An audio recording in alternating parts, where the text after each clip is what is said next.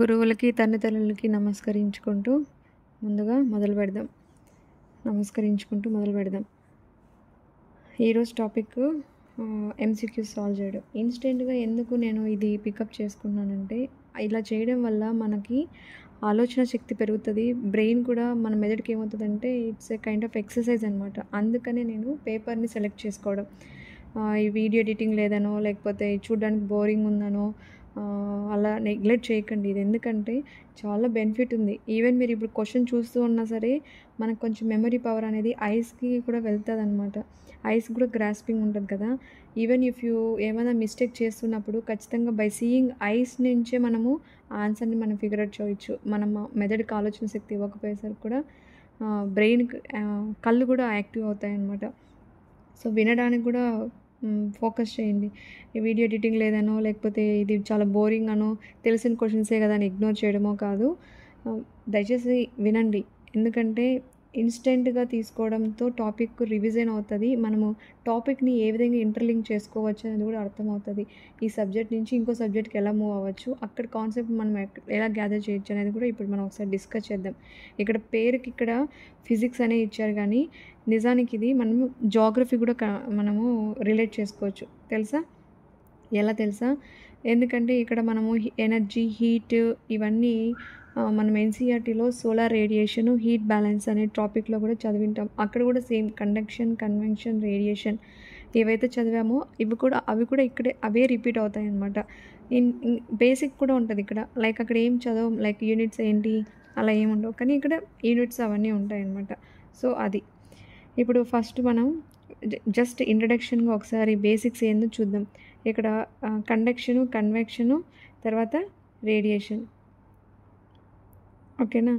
So ఇప్పుడు కండక్షను, కన్వెక్షను, radiation. Conduction అనేది ఏంటి? ఓన్లీ ఘన పదార్థాల్లో మాత్రమే హీట్ ట్రాన్స్ఫర్ జరుగుతుంది. నెక్స్ట్ కన్వెక్షన్ ఏంటి? ద్రవ పదార్థాలు, తర్వాత వాయు పదార్థాలు. రేడియేషన్లో ఏంటి? తరంగాల రూపంలో హీట్ ట్రాన్స్ఫర్ జరుగుతుంది. ఓకేనా? ఇంకా ఎగ్జాంపుల్ చెప్పాలంటే మనము కండక్షన్కి చెప్తున్నాను. ఇప్పుడు ఇనుప కడ్డీని మనము హీట్ చేసినప్పుడు ఒక ఎడ్జ్లో హీట్ చేస్తే మనకి ఎండింగ్ వచ్చేసరికి అక్కడ టచ్ చేస్తే మనకు కాలుతుంది. సో హీట్ ట్రాన్స్ఫర్ జరుగుతుంది కదా. So that is called conduction. Even ఇప్పుడు బాగా హాట్ వాటర్ పెట్టిన తర్వాత దాంట్లో ఒక చిన్న స్పూన్ పెట్టేస్తే కొద్దిసేపు అయిన తర్వాత స్పూన్ కూడా హీట్ అవ్వడం మనం చూస్తాం. ఈజీగా మనకు అర్థమవుతుంది ఇది. So that is called conduction. Convection అంటే ఏంటంటే ద్రవ పదార్థాలు వాయువుల్లో జరుగుతుంది అనమాట. ఇక్కడ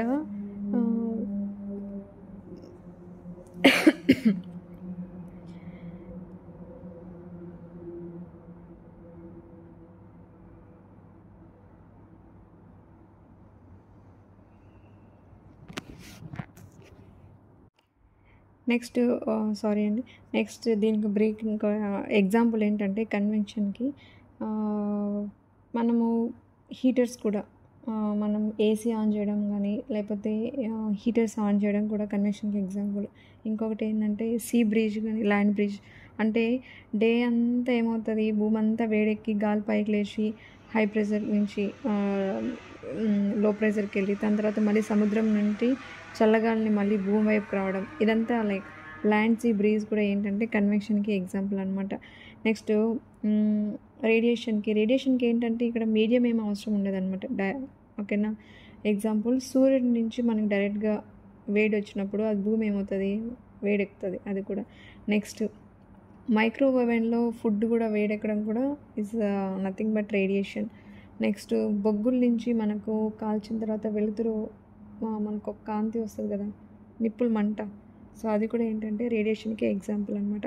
ఇప్పుడు ఇక బిట్స్ వైజ్ చూసుకుంటే ఇక్కడ ఫస్ట్ ఏంటంటే ఒక వస్తువు యొక్క వెచ్చదనము, లేదా ఇక్కడ ఇంకో ఎగ్జాంపుల్ ఇక్కడ ఏం చెప్పాలి, ఎనర్జీ ఈజ్ డిఫరెంట్ డెఫినేషన్ అండి, హీట్ డిఫరెంట్ డెఫినేషన్ ఉంది. తర్వాత ఎలాగైతే వాతావరణానికి శీతోష్ణ స్థితికి ఎంత డిఫరెన్స్ ఉందో సేమ్ ఇక్కడ కూడా ఉష్ణానికి, ఎనర్జీకి, తర్వాత ఉష్ణోగ్రతకి చాలా డిఫరెన్స్ ఉందండి.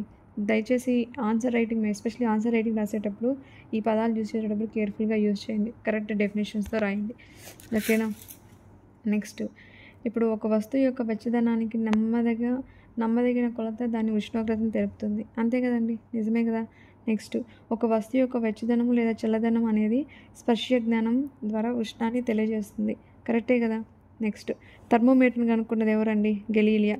నెక్స్ట్, గెలీలియా థర్మోమీటర్లో మొదటిసారిగా ఉపయోగించిన పదార్థం ఏంటి? గాలి. నెక్స్ట్, ఉష్ణానికి ఎస్ఐ ప్రమాణం జౌల్, ఉష్ణోగ్రతకి ఎస్ఐ ప్రమాణం కెల్విన్. గుర్తుపెట్టుకోండి, కెల్విన్. చాలాసార్లు అడిగారు ఈ బిట్. తర్వాత ఉష్ణాన్ని కొలిచే పరికరాన్ని అంటే ఇక్కడ ఇన్స్ట్రుమెంట్ అడుగుతున్నాడు అనమాట, కెలరోమీటర్. నెక్స్ట్, ఉష్ణోగ్రతని కొలిచే పరికరాన్ని ఏమంటారు? ఉష్ణాన్ని కాదండి, ఉష్ణోగ్రతని, థర్మోమీటర్. నెక్స్ట్, అతి తక్కువ ఉష్ణోగ్రతను కొలిచే పరికరం ఏమంటారు? క్రయోమీటర్. ఎక్కువ ఉష్ణోగ్రతను కొలిచే పరికరం ఏంటి? పైరోమీటర్. నెక్స్ట్, ఉష్ణోగ్రత చూడండి, ఒక వేడి వస్తువు నుంచి చల్లని వస్తువు వైపు ప్రవహించే శక్తి సామర్థ్యాన్ని ఉష్ణం అంటారు. కరెక్టే కదా. ఉష్ణం యొక్క తీవ్రతను ఏమంటారు? ఉష్ణోగ్రత అంటారు. అంతే కదా. సో ఈ రెండు కరెక్టే. నెక్స్ట్, మన శరీర ఉష్ణోగ్రతను కొలిచే పరికరం చెప్పాలి, ఇంకా నేను ఇది చెప్పాల్సిన అవసరం లేదు, క్లినికల్ థర్మామీటర్. నెక్స్ట్, థర్మోమీటర్లో సెల్సియస్ స్కేల్స్ రీడింగ్ ఏ రేంజ్లో ఉంటాయి? ఇది చాలా కన్ఫ్యూజ్ అయిపోతాం. మనకి ఇది వెల్ నోనే, కానీ ఆప్షన్స్ చూసేసరికి కన్ఫ్యూజ్ అయిపోతాం. ఎందుకు ఇలాంటివి బేసిక్స్ అన్నీ పోతాయంటే ఇదే రీజన్. తెలుసు కానీ క్లియర్గా ఒకసారి ఫోకస్ చేయమంతలా. 35 degrees నుంచి 45 degrees వరకు ఉంటుంది. నెక్స్ట్, ఆరోగ్యవంతుడమైన మానవుడి శరీర ఉష్ణోగ్రత సెల్సియస్లో చెప్పాలి. ఓకే, 37. మనం వెంటనే 35 to 37 కదా రేంజ్ అనుకుంటాం, కానీ మ్యాక్సిమం టెంపరేచర్ 37. ఓకేనా. నెక్స్ట్, జర్మనీలో ఫారెన్హీట్ రీడింగ్ ఎంత? రేంజ్ 94 నుంచి 108 వరకు ఉంటుంది. ఓకేనా. నెక్స్ట్, ఆరోగ్యవంతుడైన మానవుడి శరీర ఉష్ణోగ్రత ఫారెన్హీట్లో ఎంత ఉంటుంది? 98.4 గుర్తుపెట్టుకోవాలి. వెంటనే క్వశ్చన్ చదివేటప్పుడు మనము 94.8 చూసేస్తేనే ఇదే అనుకుంటాం. ఎందుకంటే కన్నులే మనల్ని ఒకసారి మోసం చేస్తాయంటారు చూసారా, అదే అనమాట. 98.4, 94.8 సిమిలర్, చూడడము పలకడం కూడా సిమిలర్గా అనిపించేసరికి వెంటనే బోల్తా పడిపోతాం అనమాట. సో ఇలాంటి వాటిలో జాగ్రత్తగా ఉండాలి. నెక్స్ట్, క్లినికల్ థర్మోమీటర్తో మానవ శరీర ఉష్ణోగ్రతను కొలవడంతో పాటు ఇతర వస్తువుల ఉష్ణోగ్రతను కూడా కొలవచ్చు. కాదు కదండి, సో రాంగ్. క్లినికల్ థర్మోమీటర్ని సూర్యరశ్మిలో లేదా మంటకు దగ్గరగా ఉంచకూడదు. ఉంచకూడదు. ఓకేనా. నెక్స్ట్, ప్రయోగశాల థర్మోమీటర్లో ఉన్న రీడింగ్స్ ఏంటి? -10 degrees నుంచి 110 వరకు ఉంటుంది. ఓకేనా. నెక్స్ట్, ప్రయోగశాల థర్మోమీటర్ పదార్థాలతో స్పర్శలో ఉన్నప్పుడు మాత్రమే ఉష్ణోగ్రత నమోదు చేయగలము. ప్రయోగశాల థర్మోమీటర్ పదార్థాలతో స్పర్శలో ఉన్నప్పుడు మాత్రమే ఉష్ణోగ్రత నమోదు చేయగలము. కరెక్ట్. ప్రయోగశాల థర్మోమీటర్తో మానవ శరీర ఉష్ణోగ్రత నమోదు చేయలేమండి. ఓకేనా. నెక్స్ట్, మన శరీర ఉష్ణోగ్రత నమోదు చేయడానికి ఎక్కువగా ఉపయోగించే థర్మోమీటర్ ఏంటండి? Digital thermometer. అందరికి తెలుసు. ఈ ఆప్షన్స్ చూసే మనం రికగ్నైజ్ చేసేయచ్చు. క్రింది వాటిలో ఉష్ణ వాహకం కానిది గుర్తించండి. సో వీటన్నిటిలోనూ ఉష్ణం పాస్ అవుతుంది, బట్ ప్లాస్టర్ ఆఫ్ ప్యారిస్లో మాత్రం ఉష్ణం పాస్ అవ్వదు. ఓకేనా. క్రింది వాటిలో ఉష్ణ బంధకము లేదా అధమ ఉష్ణ వాహకం ఏది? సో వెండి, సిల్వర్ అండి. ఓకేనా. ఒక వస్తువు వేడి కొన నుంచి చల్లని కొన వరకు ఉష్ణ బదిలీ జరిగే విధానం ఏమంటారు? ఉష్ణ వాహనం.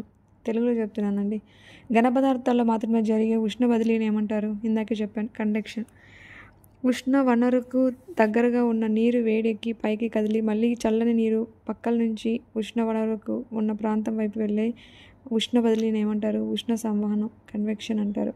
ద్రవాలు వాయువులో మాత్రమే జరిగే ఉష్ణ బదిలీ కన్వెక్షన్. ఉష్ణ సంవహనం. ఓకేనా. మనం కొవ్వొత్తిని వెలిగించి దాని మంట పైభాగంలో చేయి పెడితే వేడిగా అనిపించింది, కానీ దాని మంటకు పక్కతలంలో ఉంచిన చెయ్యి అంత వేడిగా అనిపించకపోవడానికి కారణం ఏంటంటే ఉష్ణవాహనం. ఓకేనా. నెక్స్ట్, ఇందాకే చెప్పుకున్నాం sea breeze, land bridge. So దేనికి సమానం అది కూడా. ఓకేనా. సో ఈ both are statements correct. Land sea breeze, sea land bridge. ఓకేనా. నెక్స్ట్, మనం సూర్యరశ్మిలో వచ్చినప్పుడు వెచ్చని అనుభూతి పొందడానికి గల కారణం ఉష్ణ వికిరణం. ఇక్కడ మీడియంతో పని లేదండి ఉష్ణ వికిరణానికి, రేడియేషన్కి. ఓకేనా. ఒక యానకం ద్వారా మాత్రమే ఉష్ణం బదిలీ జరిగే ప్రక్రియలేంటి? కండక్షను, కన్వెక్షను. ఉష్ణ వికిరణం అంటే రేడియేషన్కి మీడియం ఏం అవసరం లేదు. ఓకేనా. నెక్స్ట్ బిట్ కూడా అదేనండి. సో నేను మళ్ళీ చెప్పాల్సిన అవసరం లేదు. గది హీటర్ ద్వారా గది మొత్తం వేడి పొందడానికి గల కారణం ఇందాక చెప్పుకున్నాం, బేసిక్స్ ఎగ్జాంపుల్స్లో చెప్పేసాం. ఓకేనా. నెక్స్ట్, మన శరీరం పరిసరాలకు ఉష్ణాన్ని ఇవ్వడం దేనండి? అది ఉష్ణ వికిరణమే కదా. నెక్స్ట్,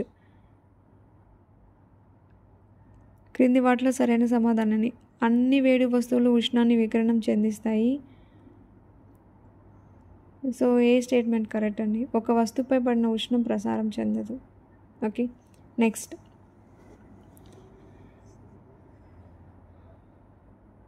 ఇంకా రిమైనింగ్ ఈ స్టేట్మెంట్స్ కూడా చాలా ఈజీ అండి, చదవాలి. గుర్తుపెట్టుకోండి, ఈ స్టేట్మెంట్స్ చూస్తేనే స్కిప్ చేయడం కాదు, దాంట్లోనే దొరుకుతుంది మనకు ఆన్సర్. చూడంగానే మనం జస్ట్ సెన్స్ అట్లయితే చాలు, అర్థమైపోతుంది మనకు ఏంటి అనేది. ఒక లేత రంగు వస్తువులు దుస్తులు తమపై పడిన వేడిని చాలా వరకు పరావర్తనం చెందిస్తాయి. ముదురు రంగు దుస్తులు తమపై పడిన వేడిని గ్రహిస్తాయి. ఇది లైట్లో మనం కూడా విత్ ఎక్స్పీరియన్స్తో మనం చెప్పచ్చు, దీనికి పెద్ద బ్యాక్గ్రౌండ్ కూడా అవసరం లేదు. ఓకేనా. శీతాకాలంలో నెక్స్ట్ బిట్ అండి. శీతాకాలంలో అన్ని దుస్తులు మనల్ని వెచ్చగా ఉంచుతాయి. చెప్పండి ఎందుకు ఉంచుతాయి? ఉంచవా? ఎందుకు? ఉన్ని అద్దమ ఉష్ణవాహకం. దీనిలో దారాల మధ్య గాలి అనేది చాలా టైట్గా ఉంటుంది కాబట్టి. ఓకేనా. నెక్స్ట్, ఒక రోజులో కొలవగలిగే గరిష్ట కనిష్ట ఉష్ణోగ్రతను తెలపడానికి ఉపయోగించే థర్మోమీటర్ 6 థర్మోమీటర్. ఓకే. క్లినికల్ థర్మోమీటర్లో ఉపయోగపడే పదార్థాలు ఏముంటాయి చెప్పండి? పాదరసం, ఆల్కహాల్. ఓకే. థర్మోప్లాక్స్ కనుగొన్నది ఎవరు? James Dewar, Newton, Boyle, Graham Bell. ఎవరు? న్యూటన్ అండి. ఓకేనా. నెక్స్ట్, ఇప్పుడు నేను ఇంకా ఏం చెప్పాలనుకున్నానంటే దీన్ని ఎట్లా ఇంటర్లింక్ చేసుకోవాలి జాగ్రఫీలో. మనం ఎన్సీఆర్టీ టెక్స్ట్ బుక్లో చూస్తే అపిహిలియన్ పెరిహిలియన్తో స్టార్ట్ అవుతుంది ఆ చాప్టర్.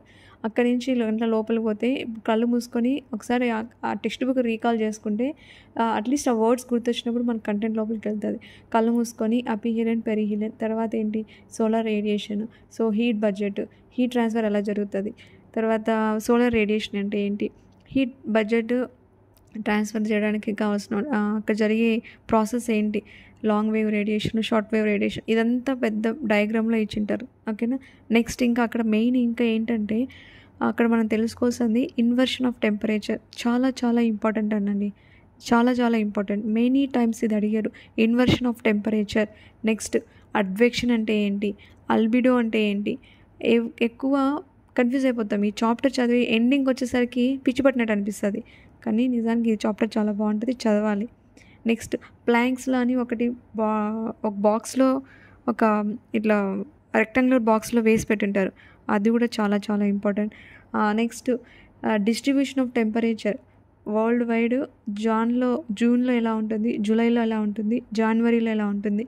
సో అక్కడ ఉంటాయన్నమాట అది. Next, factors, different factors temperature distribute చేయడానికి వేరే వేరే ఫ్యాక్టర్స్ ఇన్ఫ్లుయెన్స్ చేస్తాయి అన్నమాట. అక్కడ హెడ్డింగ్స్ ఉంటాయి, ఖచ్చితంగా మనకి ఈ పాటికి గుర్తొచ్చి ఉండాలి. చెప్పండి దేనివల్ల వేరియేషన్ వస్తుంది? Currents. Very good. Next, expect slope, దాన్ని బట్టి ఆల్టిట్యూడ్, లాంగిట్యూడ్ బేస్ చేసి కూడా టెంపరేచర్ డిస్ట్రిబ్యూషన్ వేరియేషన్ జరుగుతుంది. నెక్స్ట్, అలా గుర్తు తెచ్చుకోవాలి వెంటనే. థ్యాంక్స్ అండి, థ్యాంక్స్ ఫర్ వాచింగ్. ఎవ్రీడే ఇలానే మనం కంటిన్యూ చేద్దాం. దయచేసి వినండి, చదవండి. రివిజన్ ఈజ్ ఇంపార్టెంట్ అండి.